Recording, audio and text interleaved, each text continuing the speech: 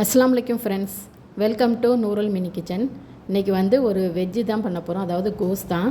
இது வந்து பாசிப்பருப்பும் கோஸும் போட்டு நான் வந்து ஒரு கூட்டு மாதிரி பண்ணியிருக்கேன். இது வந்து எப்படி செய்யலான்னு பார்க்கலாம் வாங்க. இதுக்கு வந்து ஒரு 50 கிராம் பாசிப்பருப்பு, இது ஒரு 1/4 கிலோ கோஸ் இருக்கும், அதாவது முட்டை கோஸ். இதை வந்து நல்லா கழுவிட்டு இது வந்து ஒரு குக்கரில் வந்து ஒரு விசில் போட போகிறோம். இது வந்து ஒரு 1/4 கிலோ இருக்கும், இந்த அளவுக்கு வந்து வாங்கி வச்சுக்கோங்க.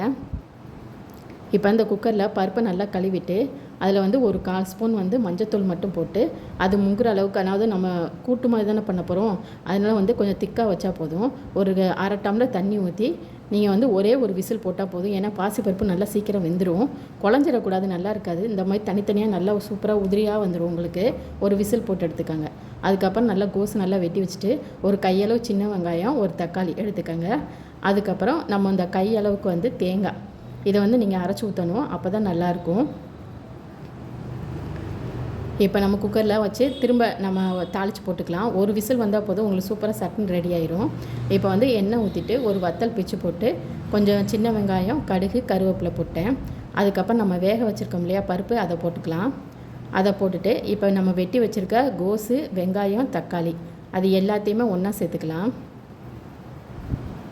அது எல்லாம் ஒன்றா போட்டுருங்க. இப்போ நம்ம அரைச்சி வச்சுருக்கோம் இல்லையா தேங்காய், நல்லா நைஸாக அரைச்சி வச்சுக்கோங்க, அதையும் ஊற்றிக்கோங்க.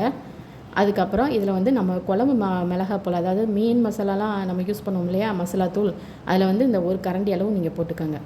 அப்போ தான் உங்களுக்கு நல்லா இருக்கும். மற்ற எந்த மசாலா பொடியும் சேர்க்கக்கூடாது. இந்த குழம்பு மசாலா போட்டு தேவையான அளவு உப்பு போட்டு நல்லா கலந்து விட்டுட்டு கரெக்டாக ஒரு விசில், அதுக்கு மேலே வைக்காதீங்க.